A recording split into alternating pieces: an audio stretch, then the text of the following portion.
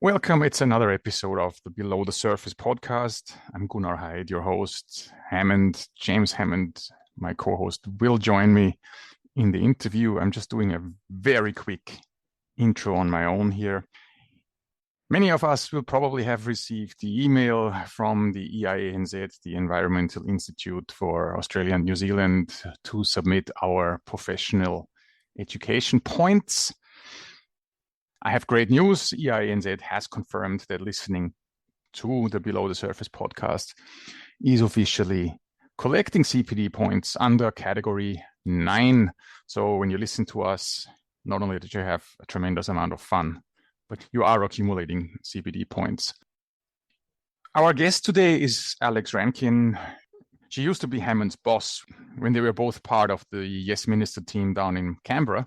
Alex is an expert in AI, and she's specializing in assisting environmental consultants in using AI and the AI tools. There is so much happening on the AI front. It's hard to keep up, and I'm almost certain that this episode will be aging very poorly, very, very quickly. So you better get on with it and listen to it before everything we say is completely obsolete. Not much else to say. Here is our interview with Alex. She will introduce herself properly a few minutes into the interview. You guys go back way many years. Yeah, so I reached out to you, Alex, because I saw that you're working in this space around AI. And I imagine you probably wouldn't remember. I mean, this is a while ago and I was very junior, but Alex was my boss's boss's boss. I think I've got that right. When I was working in the Department of Environment. You were a FAS level, so was that right, Alex? Yeah. That was a long time ago now. It was SUPAC for a while, whatever that acronym was, and now people... FAS, what does that stand for? Oh, it's some bureaucracy, title doesn't mean anything when you're outside. First Assistant Secretary, I think it is. But essentially, it's one down from the top, one of the most senior people in the organisation.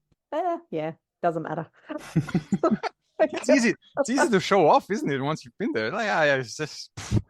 it doesn't mean much. What doesn't when you're outside the public service? When you're in it, it all matters. All that stuff around titles and hierarchy and But when you're outside it, you think a lot of that was just crazy stuff that doesn't add any value. I'm not a big fan of Scott Morrison coined that term, didn't he? The Canberra bubble, and I actually I couldn't stand that term, but. In saying that, there is some truth to the fact that the Australian public service is definitely this kind of quite a very different workplace, insular sort of workplace. Yeah, absolutely. Where some of those things matter more so than when you get out. Yeah. I had some great, amazing experiences. I got to do some fantastic work there, and I really, really loved a lot of what I did. Me too. So I don't regret at all doing that as part of my career, but I'm happy now to not be in there anymore. Yeah. Yeah, I kind of feel the same way. Like there was definitely some good things about it. I enjoy the freedoms that come with working in the private sector and being a bit more agile. And some of that comes with small business as well. Yeah. But I find that people who have worked in government and then the private sector can actually be more proficient at both. So I just think that experience on both sides helps you understand how to do your job better. I think that's right. And you understand the importance of being able to write a document so that somebody can read it and not just fill it up with lots of stuff that you think's important. Yeah. Well, what do you read stuff anymore? You put it through AI. Yeah, we'll get to that. We will get to that, yeah. If only we had someone who knows about AI on here, right? We'd like to start with a bit of an icebreaker. So we wanted to ask you, Alex, so if there was anybody dead or alive you could have dinner with, who would it be? Are we starting now? Yes. Oh, we've started. Don't you worry. We've already started. Everything you say can and will be used. No, don't tell me that. You were supposed to give me a warning. You get final editing rights, Alex. You'll be warned. Okay, so there's so many people, but I think the person I would most like to have dinner is probably Diane Fossey. I know she only recently died. I was actually in a conference with her once and where she was speaking, and she's one of those people that was just really electrifying when she was in a room, and you could tell that the experiences she'd been through had really genuinely changed her. Obviously, she did some incredible stuff in the environment space, which resonated with me. But I guess one of the things I wouldn't probably ask all the sort of normal questions that she always got asked, but for me, some of the really personal stuff would be, was it really worth the loneliness for her? But yeah. When you listen to some of her stories, there was a lot of loneliness in her story, alongside all of her fierce devotion. And she walked away from a very comfortable life and into the Rwanda mist because the guerrillas really needed a defender and no one else was going to do it. And I actually got the chance to go to Rwanda myself and visit the guerrillas. Where was Jane Goodall when you needed her, right? Yeah. It's funny that you say that, because the last person we had on said as the person she wants to have dinner with was in fact Jane Goodall. Right.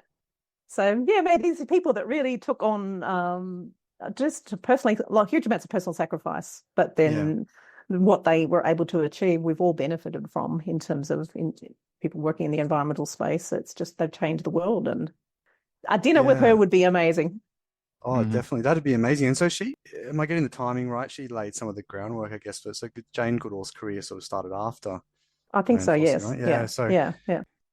Awesome. Good pick. Well, so we're here to talk about AI, massive topic that is. Yes. So I was a bit daunted to sort of go into this because I'll be straight up. I do not have my head around this. I'm still trying to figure all this out. Gunnar's done some training on this. You might have a better idea than me, Gunnar. Particularly as someone who's running a small business in the environmental sector, I really don't feel like I have a good handle on this. And so I thought it'd be great to talk through your thoughts on this and what we can practically do sort of day to day, and then sort of some bigger picture stuff. I would say 90% of our audience are environmental professionals of some kind, whether they're in consulting or government or academia. And then we have some sort of industry people who we know listen as well. So they're kind of the people who listen. And I suppose that a lot of us are probably grappling with this stuff. So I thought, Alex, can we start with maybe just some of the basics around what AI actually is, and including LLMs versus other models? Whoa. Gunnar, stop. You got your hand up. Stop. I got two hands up here. Can we have, otherwise we have to record an intro. Alex, do you mind introducing yourself and how you ended up? Because, otherwise I have to make an appointment with Hammond and you know how hard he is to get a hold of, right? It's like, let's record an intro. This is not going to happen. So here we go. Alex, please introduce yourself, especially how you ended up as an AI consultant. So my name's Alex Rankin. I run a consultancy now called Driftwood Crew Consulting. I previously worked for about, 25 something years in the Australian government. And as James knows, we actually worked together there for a while. I was lucky enough to have some great experiences there, including, in senior executive roles where I got to get involved in a whole lot of large policy and program stuff in the environment space. But I also worked across health and finance and quite a few other portfolios. I worked there for a long time, had some amazing experiences. And then when I chose to leave there, I went and worked for the not-for-profit sector for a while. And that was an experience after coming from a very bureaucratically heavy environment like the public service into somewhere that has lots of great vision and lots of great things happening on the ground, but absolutely no systems in place to support it. And then I decided, okay, that's not for me. But I started doing some private consulting. I started doing some traditional stuff around helping people with corporate strategy planning, all that sort of things. And then I guess over the last few years, I really got interested as AI became more and more prevalent. I started doing lots of reading and training courses on it and just really looking at where it's been used and how it's evolving around the world. And for me, it just answered a whole lot of questions for me about all the things when I was a public servant that I couldn't get answers to, or things that frustrated me because I was having to review 20 different approvals during the course of a week, and we're going to clear X thousand hectares of this endangered community, and we're going to have an offset that does this and all these compliance conditions over here that will do that. But there was no way as a decision maker of actually being able to see the big picture of what all the impact of all those cumulative decisions was having. So for me, AI has the opportunity to revolutionize how that sort of process of making decisions and making much better informed decisions about things like that can really achieve. And so that's why I really started to get into this space. And, it's still early days, as you've said, in terms of AI in the environmental consulting space. A lot of people are still a bit cautious about it, and that's fair enough. It's a rapidly moving place, and it's very hard to keep your head above the water about what's changing. Yeah. But it's incredibly exciting and fascinating and challenging and frustrating. And so what I really do now is I work with helping environmental consultancies explore how AI might actually fit into their workflows. It's more the practical side. It's really looking at where teams are spending their time, where their bottlenecks are, testing some small pilots to see whether AI can actually help make a difference. Wow, there's a lot there. There's so much there. And you know what? We have this run sheet that we're supposed to go through, and this is now 3 or 4 weeks old. Even in those 4 weeks, my take on AI has drastically changed. Something happened in the last 3 months, and it's now beginning of March 26. In the last 3 months, something's happened. In the last 2 months, I suddenly noticed there was a drastic improvement on AI actually looking intelligent to me and not being a Google on steroids anymore, but actually sometimes I'm sitting here and thinking, man, that's a very good point, and I didn't even ask you for that. Yesterday I was working on an EMP, on long-term environmental management plan. I had that reviewed by an auditor. The auditor's questions come back, and I'm like, oh God, I don't know how I'm gonna answer that. I'm like, hey, watch this, right? So I take a screenshot of the question, shoot it over to, in this case, it was ChatGPT, and the answer I got back last night it just blew me away. Especially since it answered it in a way that was so much more comprehensive than I could have expected. It added some stuff to it where it said, hey, listen, and at the end it always says, hey, would you like me to help you with this and that? And in this case it says, hey, I can by the way, I can give you a paragraph that you should add, and a lot of other environmental consultants are adding to this section of their EMPs that will address that. I'm like, well, would you like me to do that? And I'm like, yeah, give it to me, right? More, yes. And I didn't ask for that. And but that has only happened in the last 2 months, I would say. So it's such a fast moving area. It is, I hate to say the word scary, but if this trajectory that we're on is not linear, this is an exponential trajectory. Absolutely. Yeah. That I don't know where this is going to end. And I don't say scary or so, but this has me to a degree worried. Yeah. Okay. Well, I guess we can go back to if you want to go back and do some of the generic sort of questions at the beginning for your listeners that may not be so in depth, but we can go through that. But I think that'd be great, because I think, and we can come to that point again, Gunnar, which is that if I talk to somebody and they say, oh, I was using Copilot 6 months ago trying to do this stuff and it was just rubbish, and so AI is nonsense. I just say, like, it is not the same thing as what you used 6 months ago. It's not the same thing as you used 2 months ago, like you said. Like, it's unbelievable, the pace of change. But let's take a step back. Alex, can you just explain to us what is AI, and in terms of LLMs and other models? Sure.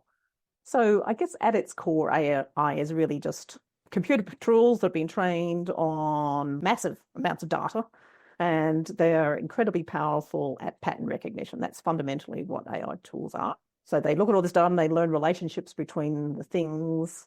That all started off with these large language models, or LLMs as they called, and for them the pattern is words and ideas.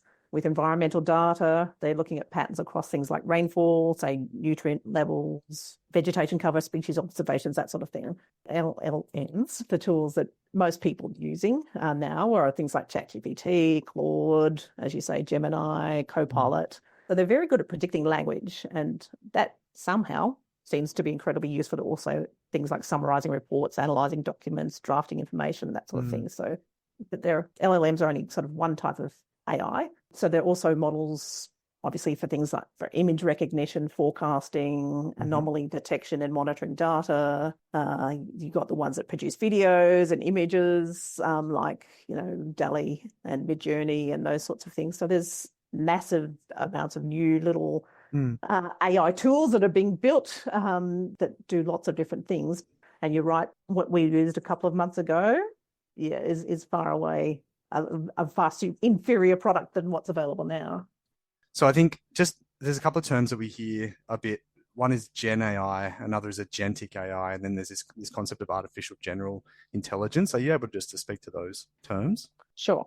So generative AI is what most people are using today, those sorts of tools where you give it a prompt, like in Claude or ChatGPT, and it generates some text or images or code or a video, that sort of thing. That's pretty much what generative AI is.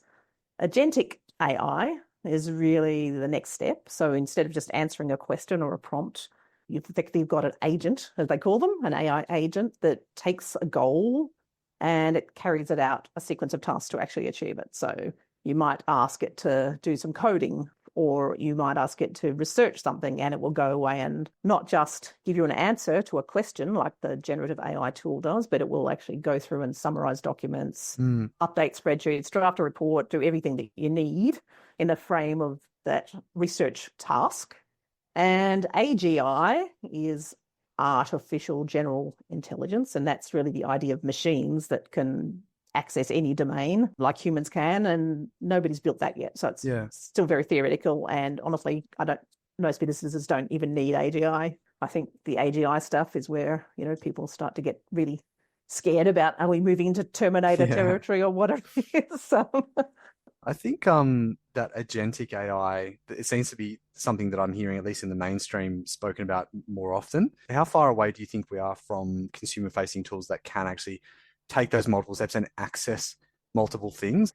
Just a simple example is that, so at the moment I can get Copilot to review my inbox and give me a summary of the emails that I should read and the ones that I should file or whatever, but it can't actually take the step of doing that. It can't actually take the step of moving those emails that I've just been CC'd on that I don't need. I'm summarizing these, replying to these ones. It can't actually take that step. It can recommend to me what to do, but it can't actually do the step. Like, how far off do you think we are from that sort of functionality? Oh, we're there. Absolutely. That's what agentic AI is actually all about. Right. That's where people are. I think the question is about training AI agents. So you basically say to them, you want it to read your emails every day and to move ones into the waste box, or, identify the ones that are high priority for you to answer, that sort of thing. You can absolutely get an agent and train it to do that.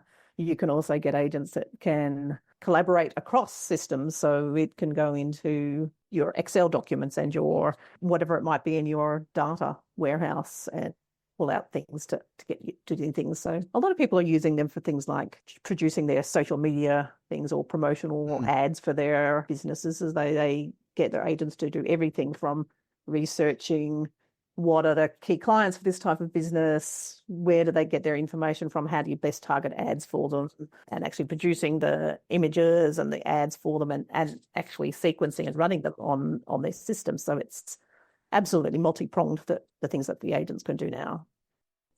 Copilot is probably not one to be using to do that. You can't just log in and expect the one that's embedded into your email box to do that for you. It does take a bit of effort to get to that point, but it's definitely feasible now. Yeah, I mean, most of my experience has been with Copilot, mainly because we're a Microsoft organization, and it's just because it's embedded and can access all those Microsoft apps. I have found that, it's sort of functioning as kind of like an EA type thing at the moment, is how I probably describe it. Yep. So there are other consumer-facing tools that are probably better for sort of creating agents and to do those sorts of tasks. Yeah, absolutely. And realistically, you don't have to spend a huge amount of money to do this sort of stuff. So, if you get a subscription to Claude or something like that, you're talking about $20, $30 a month. It's not like you're purchasing massive software things that people used to try and sell that you can then train, and they'll actually probably even give you advice on how to train it itself. So you can ask one of those systems to say, I want to create an agent to do this for me, and it will give you ideas on how to do that. So, one good way of thinking about it is AI. As you said, it's more than an AI. It's probably like a really good, fast intern that at the moment you can sit down and get it to absorb huge amounts of information, data, and produce some great draft quality products. But like with an intern or a new grad, you're not going to send all of that stuff off to a regulator or just package it up and sign it and send it off. Still needs human supervision and some really clear guidelines and guardrails around access to data and what you're actually asking it to do. And I don't love having to do my zero things and my all of the boring administrative stuff that sits underneath a small business. But so it helps me get rid of some of that work so I can focus on the bits that I really enjoy and that add value, I think, in terms of where you can, your business and adding value with your thinking and your strategy. And everybody wants to get rid of mundane things, right? If I look at what I do on a day-to-day basis is write preliminary site investigation, so PSI, and detailed site investigation, DSI reports, and then baby risk assessments, and then remediation action plans, RAPs. Yep. And especially in the PSI and DSI phase, there are so many utterly boring, mundane tasks. You look at a DSI report, the first 2/3 are boring to write, but they are incredibly important for me as the senior then to read. Yep. Because a lot of the stuff that then follows and that I claim I have experience in is based on the first section. Be it looking up the site's geology, looking up the acid sulfate soil class, looking up the hydrogeology, looking up the registered groundwater bores, looking up the zoning, looking up the GPS coordinates, looking up all this stuff that goes into the front section of a PSI DSI report is very tedious. And I feel bad asking our juniors to do that because I know how boring that is. And I also think this is terrible for a university graduate to do. Really, us humans shouldn't be doing this. So I thought, this is. So I'll sit down. I grabbed my ChatGPT subscription. I am subscribed, and I sat down with ChatGPT, and that was now, however, what 6 months ago. Right. So it was already ancient. Yes. And I said, okay, let's sit down and learn this together. And it was very, very cordial and nice with me. Yeah. And I said, look, for most sites, what I have for you is basically an address. And I haven't been out there yet. I'm still looking for you to give me a conceptual site model based on what I know about the site before I even go out there. Yep. And for a long time, I am sitting there trying to create I think it is called a project, or is it called a GPT, or whatever it is. In ChatGPT, you can cordon yourself off and say, this is a project I'm working on here with you. Yeah.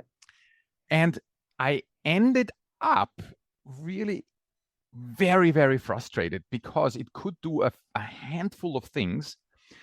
But then it constantly started saying, hey, look, I acid sulfate soil classes, for example, right, which is a 5-minute thing for me to look up. It couldn't do that. These are publicly available databases that you go on and so on, but it just couldn't do that. And then at some stage I say, hey, listen, this isn't going anywhere. I'm wasting my time here with you because what am I doing wrong here with you? Why aren't you learning? Why can't you access all this, right? Yep. Well, it says, and it says, well, I'm very, very good in putting things together. When you give me the information, I can then put it into a very nice report because I'm ultimately a large language model. But some of the stuff, what I can give you is a checklist of the things that if you give them to me, I can write a very nice report for you. And I'm like, whoa. Wrong way around, okay? Yeah. I'm the one who's going to write this stuff. Okay? Yeah. You look up the basics for Do me. the grunt work. Yeah, don't turn this around on me here. I think so in that scenario, Gunnar, so Alex, a lot of that information is spatial. So it's on these spatial databases, like eSpate, for example. It's a spatial database for New South Wales. So I don't imagine that LLMs would be able to access or understand that kind of data. It's not even behind a paywall. It's literally bring the website up, type in the address, and look up the. I could teach that to an 8-year-old in no time. Yeah. They're not very good at reading diagrams or reading maps. So, as you say, James, that sort of spatial thing is not their strength. But if you can give it data sets then it can answer the question. But, if you ask it to look at a diagram, an engineering thing for a drainage system, it can't read that. Think about where best uses are for it and focus it on those things. And it may not be yet. I'm sure it will come. Absolutely. If they're understanding the databases underneath it and being able to get into those, I think you'd find that it would be much better at that now than it was 5 months ago. The thing with eSpade, for example, is it's just GIS based. There must be an attribute table underlying that for each lot that has the data on there. And maybe this is a shift in the way the data is put out there by government and others, because a lot of the data transparency, at least in New South Wales, has been releasing data in spatial form. And the efficiency, Gunnar, a lot of people listening to this would be familiar with Lot Search or those kinds of organizations that do that kind of PSI, site history, risk screening, but they do it as a spatial process. And they have those GIS layers over, and then they kind of interpret from that. And so maybe the data sources need to be coming out more like tabular data sources rather than spatial tools. Going back to my request with GPT, asset self-referral is such an easy thing to find. And it even said, look, I can't access this, but hey, why don't you go and download the data that is underlying it? I even can guide you on how to do that. I'm like, go ahead. So we managed to get our hands, I'm already talking like this is a friend of mine, right? I could get my hands on the data that GPT wanted me to give it. And I did. And even then it couldn't access. It always gave me some sort of excuse. I was like, this is okay. I can't access that really. But if you do this now, and I'm like, buddy, you're supposed to do all this. All right? I'm getting annoyed with you, and I'm even training you here. So I get it. We're not quite there yet. Okay. But this is only a question of a few months, though. I can tell you. I don't think it's a long way off. I think the way things are moving, and if people are wanting to use things, it's people are investing in making the tools work to deliver the sort of outcomes that people are actually wanting in real life. But I think for most people, maybe finding a simpler use case, how you could use it in your practice is probably an easier way to go than trying to straight into that's an agent and training and what sort of stuff.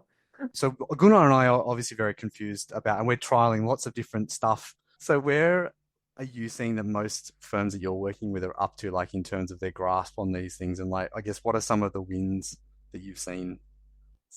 And name names. I want to hear. No. Oh, come on. No, I can't name names because there's privacy issues. Which one of our competitors are right out there? I mean, I know is spooking that how good they are at it already everywhere. So tell me, is there anything behind it? I can't. I'm not going to reveal who my clients are, unfortunately. All we've revealed so far is that 4 Pillars is struggling. That's all we've revealed. We're telling our competitors, don't worry about 4 Pillars. That's no stress. That's right. Welcome to the Negative Marketing Podcast. That's it. Okay. Yeah. So I think most environmental consultancies, don't know what yours is like, but they're very scientist heavy, which makes sense, and admin light. And as I said, there's a lot of things that you do that most people hate doing. The repeating the same stuff for an RFP over and over again, where you write the front end of it and talk about your agency and all the things you've achieved. And so at the moment, you've got a whole lot of scientists doing things that probably is not the best use of their time. I think it works really well as a layer in those sorts of workflows to, as I said, just be like the junior analyst or intern or grad that sits in the team. Some agencies, use it for boring stuff like following up on proposals they'd sent out, for keeping their website up to date, those sorts of things. So it has, uses that range from that sort of really boring admin side of things, but to much more interesting stuff, which is where we, I think, are moving as people get more used to it. Most environmental consultants I talk to aren't really anti-AI, but they're cautious, and that's really understandable because when we used to talk about ESD, I think it's important. ESD? Ecologically sustainable development. I'm showing my age here. Thank you. That's just, there was a principle in there about saying you don't let the fact that something isn't perfect get in the way of moving forward and trying something. And it's the case here, I think, with AI, that it's not going to be able to do everything that you might dream that it can do, but the opportunities of what it actually can do and what it can achieve potentially far outweigh those things. And so with just a bit of effort and thinking through how to make the most use of it, it can really free up your time massively. Yeah, I keep coming back to this concept of AI as an intern or a junior. Nobody would have a grad turn up to work on the first day and say, okay, go collect all the data for a PSI. I think a lot of people use AI just thinking that they could give it a simple set of instructions and then get what they want. When the reality is you really need to invest time and training into it just in the same way as you would with a fresh grad. A lot of what you hear about AI is on these two extremes. You know, it's either sort of doom and gloom around AI as in like it's not good, or it's this hype, it's this AI hype. And I think that people who hear the AI hype, they go, right, okay, I'm going to turn on Claude or ChatGPT and I'm going to just expect the world from it. When the reality is there are certain things that can be done realistically now with a small investment of time. And there are some things that just cannot be done right now effectively. And that, you know, some of them will come in time. I think that's right. And people expect they could just put in a sentence or two and say, give me an answer on this, and it will go and find every piece of information in the world about that and pull it together into a coherent summary and produce a pretty report with drafts in it. I was just working recently with a client on, they do infrastructure sustainability credit reports, and just trying to test out with them whether AI can actually help improve that system. And when you look at the boring bureaucracy of what they actually have to do themselves, it's mind-blowing how complex the system is, how many different bits of data and formats that they have to meet and all that sort of stuff. But for me, it took still a couple of weeks of crafting a prompt, different range of prompts around this sort of thing to try and make sure you're covering off on all the requirements that they have to meet, to test it, to, you know, refine it, to run it through real case scenarios. And it's just an ongoing iterative process. But, you know, in the end, if what it can do is save them something that used to take months of work down to minutes, you know, it's worth that investment of time. How does a business owner make a decision about the investment of resources to an unknown outcome? I think for me, I would say you just take one workflow, one boring repetitive task, something that doesn't have to be the most complex one that you undertake in your organization, just to say, let's just dip our foot in the water here and see what it can achieve. So find something that you have to do repetitively, that you've probably got a lot of, you know, track record in how you've approached it, what's happened in the organization. Give it a clear goal about what you're trying to achieve. Are you trying to save X amount of time? Are you trying to improve efficiency of data, increase the quality of the amount of information you're able to include in a report, for example? And, you know, put some real clear boundaries around it. Say, we'll give it, you know, 6 weeks or something. And if we can't get to a point that we can answer this, or can it prove its usefulness in that time, we just say, okay, that's it. We're not doing that anymore. Yeah, you just need to define what you're trying to do and have defined cutoffs, I guess, where you stop. And it sounds like also a good thing to start with those low-hanging fruit, where you can get the best bang for buck. So what are some of the sort of quick wins or, like specific use cases that you've seen in your work?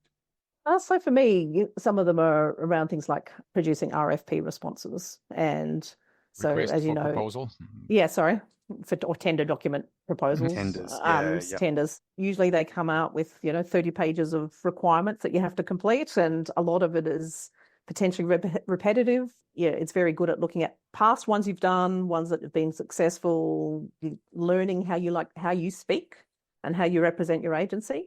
It can digest the requirements. You can point it to any documents you've got in your system or other documents that might be able to give it a starting point, so it can come up with an early draft of most of the sections in those reports, and then allow you the meaty bits of those types of tender documents are things like, you know, working out how much you're going to charge or actually designing the project itself. That's where you can spend time as the consultants using your expertise and skills and experience as scientists, for example, and spending time on that.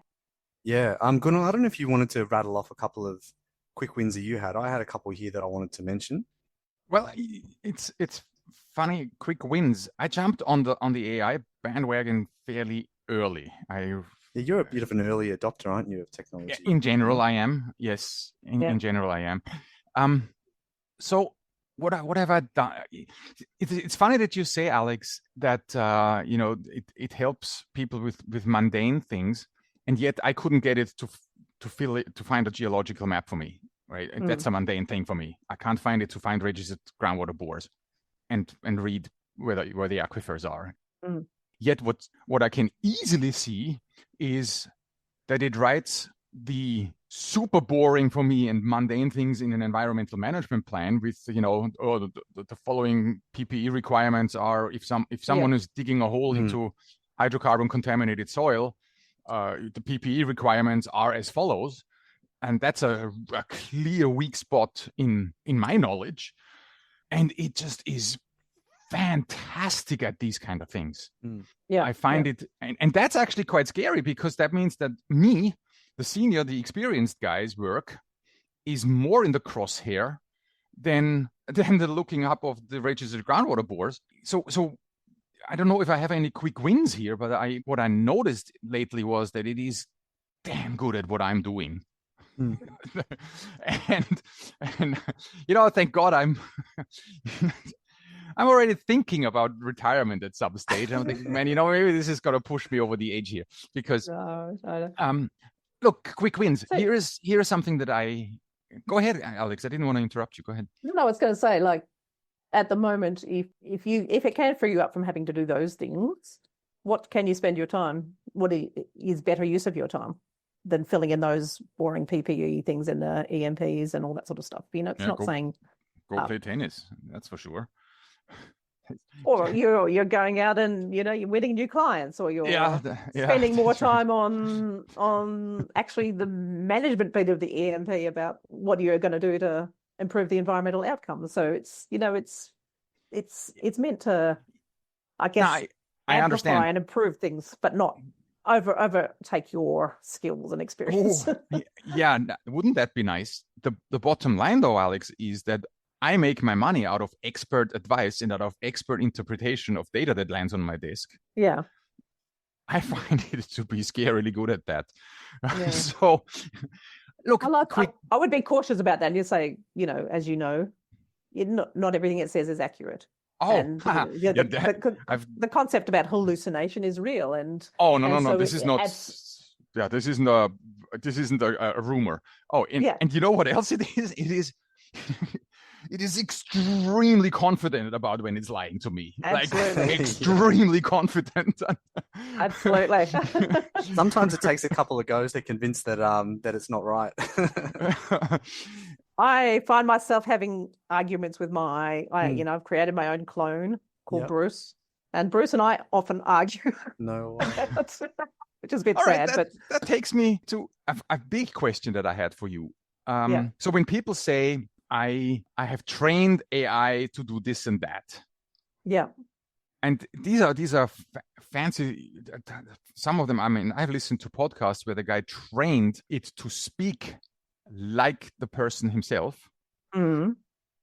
And he let it loose on, was it either another AI and just listened to where this conversation was going. Yeah. I can't even, as I said, geological maps is still a problem for me, let alone make it speak like me. How do you train an AI to do stuff? What does it mean when they say we trained it to do this and this? Well, it's a bit like, how do you train a new staff member? You train them by giving them examples of work you've done, by giving them access to your systems, by having conversations with them. Well, for me, when I trained my clones, I gave it a lot of information about myself, about my goals, my vision, my experience, things that I've been successful in, things that I don't think have been successful in my past, how I like to talk, the things I like to get involved in versus the things I don't. I told it, don't be polite with me. I want you to be, I gave it all these, guidelines about how I want it to engage with me. And I said, I just want you to give me none of that sort of, yes, you're right, but have blah, blah, blah sort of stuff. They're very polite. And so now it's probably gone a bit too far the other way. And it often tells me I'm, shouldn't do something because it's just pandering to my ego, and I'd be much better doing something else and spending that time instead of doing that. I should be doing these 5 things instead. And so it's, blunt now. It's a bit too blunt now. I need to go back and change those, conditions around how it's. So it's really. But is this part of you just using? Let's talk ChatGPT here, okay? Yeah. So you open up the website or the app. On the left-hand side is all your chats that you had before, and it's wonderful to find old stuff. That's all nice and good.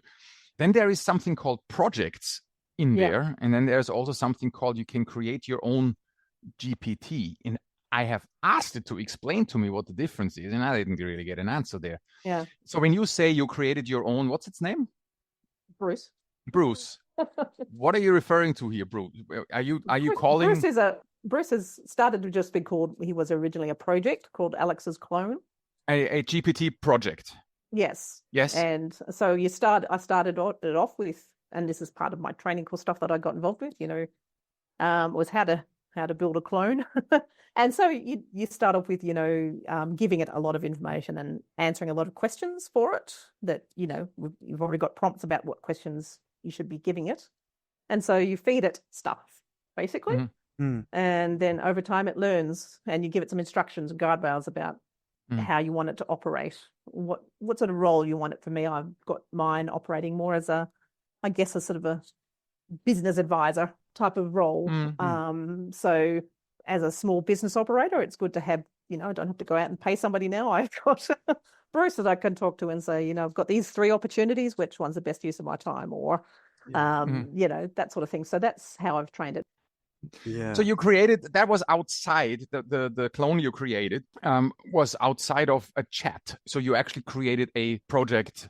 Yeah. And you started off with that and said, hey, okay, that's a ChatGPT. I mean, I'm sure Claude and the others have similar things. Okay. Yeah. So now that you have created that, can you still decide I want to talk to the generic model, or I'm not now going to talk to Bruce instead of GPT 5.2 or whatever they're up to? Yes, you can. You can still go back into just a standard new chat, and you are just taking it outside the context of having all the information about you and your preferences. So it just gives you the standard GPT.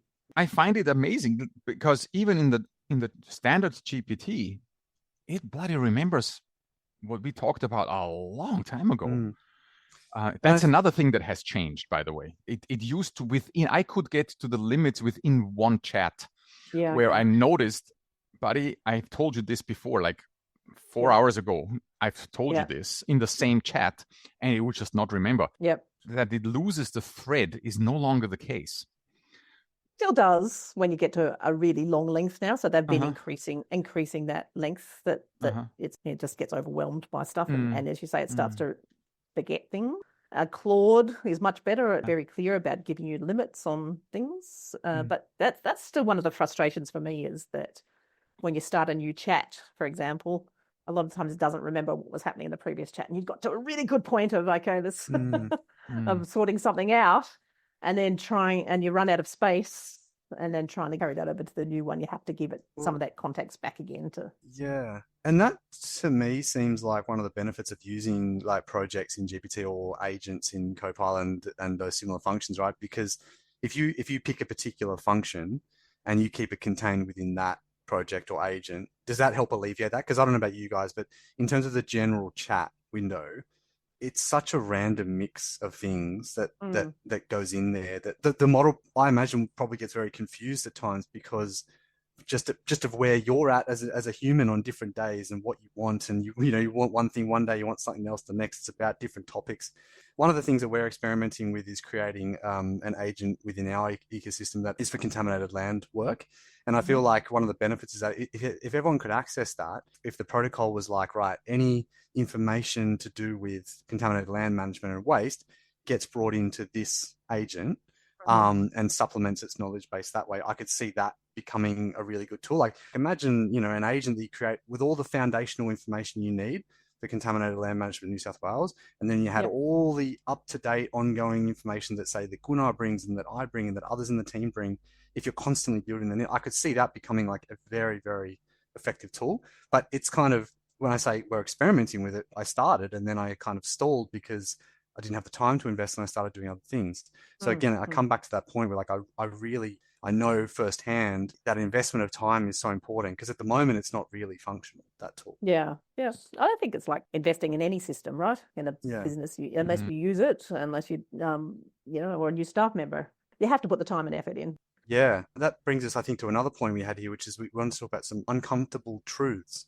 So these sort of some of the challenges or some of the barriers to using AI effectively. We've kind of talked about them really. So the ones that Gunnar mentioned, they make mistakes, and when they do make them, they do it very confidently. And sort of, as you say, you have sometimes. I've had the same happen with people. Exactly, that's right. People can just be as bad at that. So that's in one way it's good. It keeps you, instead of saying, okay, we're all becoming lazy. It means that you still have to be focused and attentive to be able to say, okay, that's not actually right. It's not a replacement for, human logic and, well, maybe it's for human logic, but not for, our other skills about emotional understanding, empathy, creativity, all that sort of stuff. And I think we mentioned the spatial stuff. I think that's another area where it's kind of weak at the moment as well. Right. James, what have you found it to be? Have you found any tricks? I give you. I tell you I give you one of mine that I've just discovered in the last 2 weeks. I ask ChatGPT to do something for me, and then it rattles off all these kind of things, and I'm like, okay. I grab that, chuck it over into Claude, and say, hey, another AI gave me this. Can you fact check that for me? Especially since sometimes I find GPT, in my instructions to. So when you have the paid version of ChatGPT, there is a section where you can introduce yourself and where you can tell it to do certain things and not to do certain things, right? So it's very, very helpful. And in there, I instructed it, don't you ever give me anything, ever, without immediately giving me the link to a source, right? I don't, especially when I'm talking about contaminated sites and science. It's different when I ask you which new headphones would you recommend, but I have different instructions for that. Okay. So it gives me it does give me references, and it's very good at that. I then, when the rubber meets the road, I need to read that reference. So I need to go into this paper and I need to read it. And lo and behold, it sometimes is like, hey, doesn't exist. It exists, but it doesn't say that at all. Right? So you go back and say, hey, what the hell? Right? I read this. Can you in that reference, can you tell me where it is? Yeah. And it then spits out, it's section 5.3 and like doesn't have a 5.3. And says, yes, you're right. My bad. Sorry about that. I'm like, you're kidding. Yeah. So I've learned to grab the entire information that I get, and it's, half a page or whatever, grab it, chuck it into Claude in this case. Can you fact check this for me? I've got this from another AI. Yeah. I find that more and more am I actually now gravitating towards Claude. Not only that I find the way how it talks to me way more reasonable and less flattering than ChatGPT tends to be. And it starts off with, let me start off with what the other AI has done well, and it lists this, and then however that just doesn't sound right to me. So this is one of the tricks that I have come across lately. I ask one AI to check on the other. I think I do that all the time. Absolutely. Okay. Not just for fact referencing, but for even writing style. You just say, okay, you can go between the two and you get a far superior product than just relying on one. Yes. And also another one, if I start, should I say that? When I start, I have a tendency to write extremely long emails, and I know it, right? So I then grab it and immediately it goes into ChatGPT and say, you got to shorten this. You know my style. Just shorten it. And it comes up with its own, with how it does it. I'm like, this is okay. Then I chuck the shortened email and I go to Claude and say, can you make sure that this doesn't sound like an AI made it? Right? And it does, and it does such an awesome job, because it says, well, that term that you don't use it, that's a dead giveaway. So I'm like, and I wouldn't have picked that up, by the way. It could have very much been one that not necessarily I use, but I thought, this is nice. This is actually sounds really smart, right? So that's another trick where I thought I use it, and it is fantastic at shortening my rants into shorter emails and I use another one then sometimes to say, hey, can you just make sure that this is not obvious from someone else, from an AI? I think that point, synthesizing and shortening and summarizing language-based stuff is at 100%. Like that is where I've found almost all the value. If we're writing an RAP or if we're doing like a validation report or something like that, and we have to summarize multiple previous reports that have been done, some sites have had like 10 previous reports done on them. It's perfect for that. Yeah. You talked about transcription and stuff before, Alex. I do compliance audits from time to time. And so I used to have to frantically take notes during the audit interview because that's one of the key evidence sources. I now just have the transcription running while I do the interview. I don't have to worry about taking notes anymore. And I can then get AI to post-process the transcript and group it into sections that relate to particular like environmental aspects or conditions of a consent. So that's awesome. I also find it really good for repetitive things like if we're doing, say, a development application or an EIS or something, you're writing all the project description and doing all that work, and then you've got to do things like comparing the proposed development to like a development control plan or some kind of regulatory controls. It's great because it can scrape all the DCP requirements and then it can assess what you've said the project is and then assess it against the DCP provision and kind of draft text to say like how well it meets it or, you know, or whether it does or doesn't. They work 99% of the time extremely well, those sorts of things. And particularly recently, like that summarization of previous reports when you're writing a RAP or a validation report, I would say late last year, I was using it for that, and it was nowhere near as good as what you get now. Yeah. See, you've been underselling what you've been doing with AI. I don't know about that. I don't know. I've been sucked into the hype dream of like, you know, I'm gonna have a clone of me running around and I'm gonna double my output in 4 pillars. It doesn't really work that way. It works extremely well because it's a large language model, right? With language, it's just so good. I find it the most useful when I interact with it in an area that I know my stuff. Yeah. And I need a little hint, or I need it to help me over a bump or something along those lines, right? In that area, when you are good at a subject, and you would then can pick up so much because you also noticed when it then starts hallucinating or lying. I mean, hallucinating is just a nice word for lying. It's just lying, right? Blatantly lying. It makes shit up. Yep. Alex, what's the easiest trick that you can tell to our listeners? One easy trick.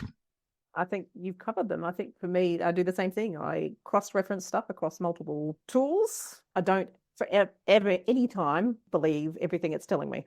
So that's a dangerous thing. It's very dangerous to say, I'm just going to take this and accept it as the real thing. I think actually being very conscious about what you're prompting it or what you're asking it to do, and not just saying, you're not just using it like a Google search thing. Yeah. So one of the things I find it's really good, you were talking there about some of the environment impact type of stuff. It's great at highlighting conflicting evidence or identifying areas where, you know, this is something that used to drive me nuts as a regulator, and you ended up with EIS documents that were thousands of pages long, and you could never find the information you were looking for about how that project actually dealt with a particular issue. It was like, always used to feel like you're in a law process, and the prosecution or defense was trying to overwhelm you with information just to say, it's in there, it's not my fault, you can't find it. But now it's very good at actually running that sort of document through even yourself before you submit something and say, okay, tell me the weaknesses here, where a peer review sort of thing, and say, so it can say, yes, well, this evidence, this argument here is really weak, or it conflicts, you know, you said something different in these 4 different parts of the document, you know, so really getting it to think through that sort of thing. That's, I think, you know, for me, is one of its really great strengths about being able to give you much more transparent, defensible work. If someone who's maybe a bit daunted about this whole thing and is looking for a way to sort of get started, would you be able to give us a couple of practical steps that somebody could take to sort of get started in this, maybe some places to get some further help? Yeah, sure. So I think for me, if you really want to get started in this space, you just got to, as I said before, I think just keep it simple and realistic. Just for most firms, I guess the best place to start isn't some big, massive digital transformation. It's just one small contained experiment. And using any particular tool that you recommend, or just whatever? They are all not the same. So some of them have particular strengths in certain things. So it depends on the tool, on the task, I guess you're looking for. So Claude, I think, is much better at the sort of deep analysis and writing side of things. Gemini is much better at image production, and it's, but they're all changing all the time. So I think you really just need to kind of work out what it is that's the thing you're trying to work on, identify repetitive workflow, and work out what outcome you're trying to achieve. Obviously, if anybody wants to talk through ideas or options for, your own firm projects that you're thinking about, I'm very open to having a conversation. And, excellent. That's no commitment involved, but just to talk through whether it makes sense, how you would approach with that sort of stuff. So that's awesome. Feel free to contact me. Yeah. Thank you. We've taken up too much of your time. Hammond, anything else? No, it's been really enjoyable. Thank you. And we didn't really get to talk about some of the more visionary big projects that AI is really helping with, but maybe that can be 2.0. 2.0. Definitely. Yeah, if we all still have a job in 3 months, you can come back. No, that was awesome, Alex. I took away a lot. Yeah, great. Hopefully it was useful for your viewers as well. Yeah, sure it was. I've got a feeling this will be a popular one for sure. Okay, cool. Yeah, thanks, have a great Alex. day, Alex, thank you. Thank you very much. Bye, Hammond. Bye. See ya. Bye, Bye. Gunnar. Well, Gunnar, that was just a great chat with Alex, don't you think? The big useful reset for me was this. AI is not magic, but it is ridiculously good at pattern recognition, summarizing and drafting the sort of repetitive text that clogs up a consultant's day. Yes, the boring sludge, the glamorous side of environmental consulting that nobody puts on LinkedIn. Reshuffling the same report structure, summarizing 10 previous reports, cleaning up a giant wall of text, all that stuff.